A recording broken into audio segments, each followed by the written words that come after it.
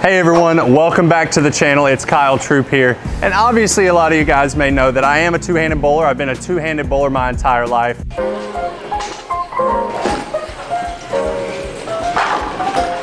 And I get a lot of people wondering, how do you start bowling two-handed? So in this video, I'm gonna give you some different advice on how to become a two-handed bowler. 1. So the first step in becoming a two-handed bowler is obviously placing your other hand on the ball. Now it is very important where your hand is placed on the ball. I see a lot of beginners or new two-handers, they may have their hand on top of the ball, they may have their hand on the side of the ball, but really you wanna have it in front.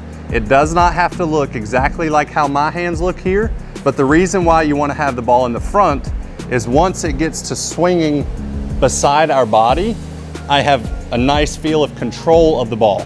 If my hand is on the top, you can see my wrist wants to break and it's gonna be really hard for me to get my hand back underneath the swing.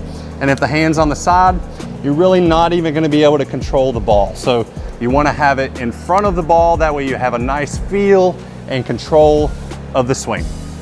Number 2. Step number 2 in becoming a two-handed bowler is proper setup. This is very important because your setup leads to your approach and your final result. One tip I always like to say in setup is, imagine if you're holding this ball for 10 minutes in line. How would you like to hold it? You want to hold it like this? Nope. Nope. You want to hold it like this? Nope. Nope. We just want to be in an athletic stance with not much muscle tension. Hey, just easing the tension, baby. So as far as with the legs go, I do like to have just a slight knee bend in them because you don't want to be stiff-legged. You don't want to have any tension in your shoulders. We don't need to be lifting our shoulders up. And as far as where the ball needs to go, because we see them from all the way down here to all the way up here. I like to say around waist level, almost around the love handle, and you want to have it closer to your body.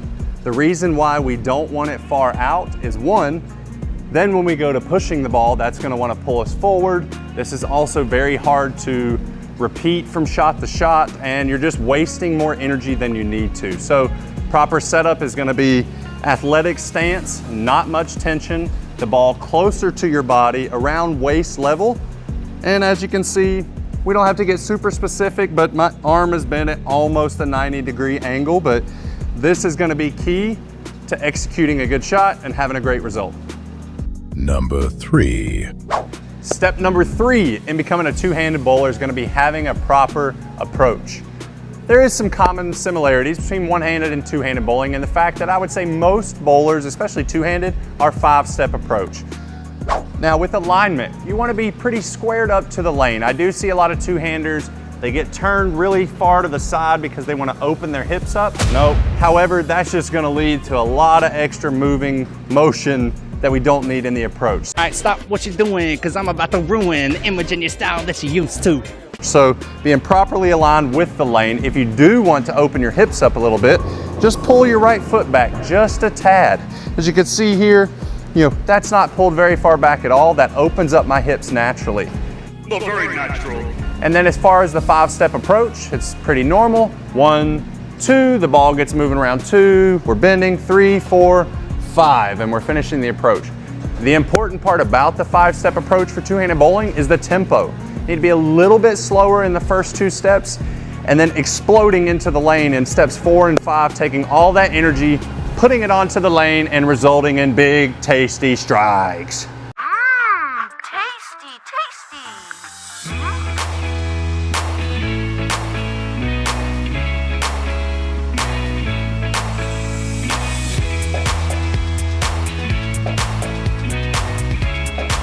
Number 4. Step number 4 in becoming a two-handed bowler is to have a proper push-off. I see a lot of different push-offs in the game of bowling, and the push-off is pretty much the beginning to your approach, but can also be the end of your approach with an improper push-off. A few bad push-offs that we want to avoid, we see people just kind of dropping it straight down into the swing. Nope. Or we have push-offs that go high up. Nope. The reason why we want to avoid both of those, when we go higher up, the weight of the ball pulling down is just going to provide inconsistencies, as well as if we just drop the ball into the swing too early, we're just going to want to follow the ball down. So like I said in the earlier step, proper setup, you know, around waist level here. And then we just want to have a nice, proper push off, nothing too far. We don't want to get it too far away of our body. Around the second step. And the messenger on the 10. That missed. Number 5.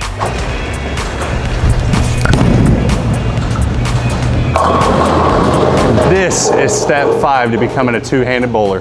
Proper balance and follow through at the line. How do you have proper balance at the line? Following these other steps, but having a smoother approach. We don't want to get too fast or too erratic in our approach, because if you're falling off balance, if you're not posting your shot, it's going to be really hard to be consistent and repeat shot after shot. So having the proper approach is good, but this other leg, the trail leg, keep that foot down. That's going to make you engage your hamstrings and your quads a little bit to post this shot.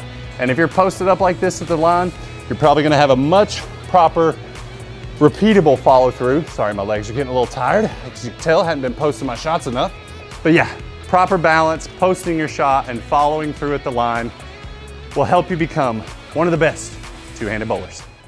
So all you have to do is follow these 5 steps and you too can become a two-handed bowler. I hope you practice with a purpose, work hard, maybe also buy a Kyle Troup polo from kyletroupbowling.com. But I really hope you all enjoyed the advice, and I look forward to seeing new, upcoming, and great two-handed bowlers.